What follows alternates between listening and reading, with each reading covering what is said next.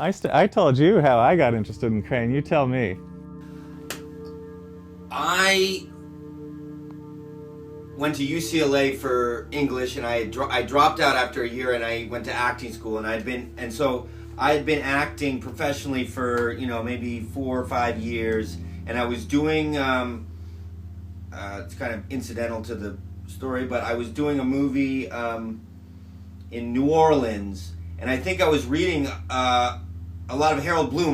Because I had dropped out of school, I was like Crane, maybe just kind of putting together my own kind of reading list, and so one writer would lead me to another. So Bloom had talked about Crane in one of his other books, and so that led me to Crane. And my intention was that it would feel that it would have something of the texture of Crane's poetry, and mainly working off of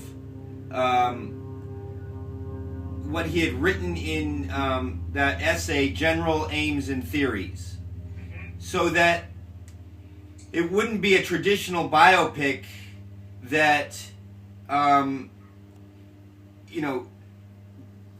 like you said earlier, like maybe clearly psychologizes Crane and says, well, this happened and so it led to that. Like, to me, that would be, it wouldn't be loyal to the way Crane, the art of Crane's.